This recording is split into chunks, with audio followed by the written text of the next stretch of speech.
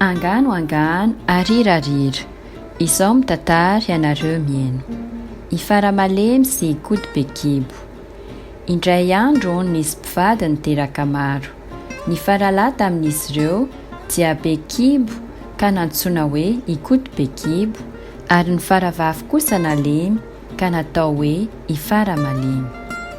Tsy mba nahavita na inona mihitsy izy mianadahy faran'ireo ka tsy tia ny ray aman-dreniny, ary noho ny farany azy dia nieritreretiny alevombelona fa nanorisory azy loatra. Ka dia niady lavaka ary izy mivady taty aoriana. Nanontany izy mianadahy, inona ny antony io lavaka io, fa novaliany izy mivady hoe anotrehana akondro io hoe. Kanjo, fantatry ireo zokin'ny Faramalemy sy Gody Bekibo fa andeha hivenambelona azy mianadahy farany ity lavaka.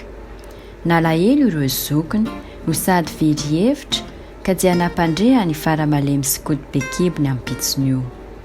Natahotra mafy izy mianadahy kely ka niteny hoe andeha handositra izahay raha izany, fa sao dia matimaty foana eto. Dia nanaiky ireo zokiny no sady nangoraka azy mafy. Nisy aza nanolotra vady kely ho azy ireo fa sao noana ka mijano foana iny an-dalana iny. Dia lasa tokoa ary i Faramalemy sy Gody Bekibo, ka ny iray nikolepadepaka nitondra tehina fa malemy, moa ny iray kosa nihisatra be noho ny avesatry ny kibony. Nafana be ny andro tamin'izay ka sady tsemodratsy izy mianadahy no vizana mafy. Noho ny efa lasa lavidavitra izy ireo dia nitomany i Gody Bekibo fa tsy afaka nandroso intsony.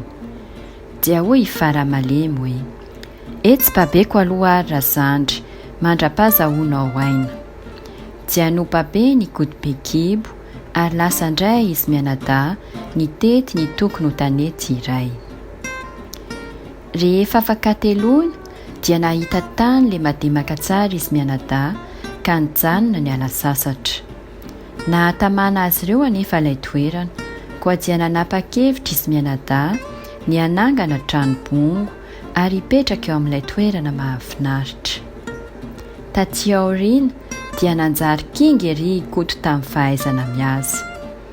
Ary isaky ny nody avy ny azy izy dia notreroniny foana i Fara hoe atsangany ny hevitra ary Fara, ary tsy niesoriny raha tsy efa lany ny aza nandrahony. Nalahelo mafy tokoa i Fara tamin'izany. Tsy naharitra i Faramalemy indray andro fa mba lasa nitady aza koa fa efa lany avokoa ny tao an-trano. Noho ny lasa lavidavitra izy dia nahita tsy nany tranony Trimobe. Tsy tao i Trimobe tamin'io fotoana io, ka rehefa avy nitsidika tao an-trano Fara dia nalainy ny anina sy ny entana tao ka nentiny nody.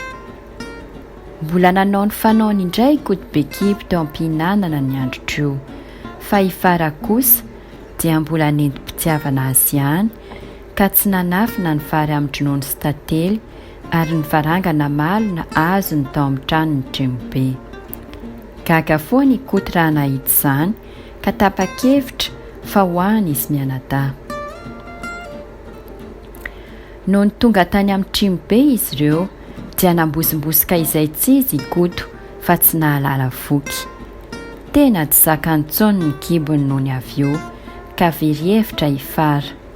Dia nakariny teo amin'ny toeram-bary i Gody ka notolorany lefona sy antsy be ary nolazainy hoe raha tonga Trimobe dia avy no hifaty, fa raha tsy izany dia laniny ianao. Dia lasa izy. Maimbo olombelona, hoy ny fitreron'ny Trimobe no nitonga izy, sady niakatra teny amin'ny toeram-bary izy. Vao nitranga nefa ny lohany dia notribarany Gody lefina, nefa mbola nikiry ihany ka vao maika nasiany koto ary farany dia nidaraboka tamin'ny tany mihitsy. Maty i Trimobe. Renin'ny farany nahafatesany Trimobe ka nifindra tao amin'ny tranony izy mianadahy. Lasa ny avokoa ny fananany Trimobe ary nanjary mpanankarena be mihitsy izy mianadahy. Renin'ireo ray aman-dreniny koa izany ka nanantona azy mianaday izy ireo ny sady nanambitamby azy fatratra. Dia niadana be taony izy mianakavy kely. Angano arira.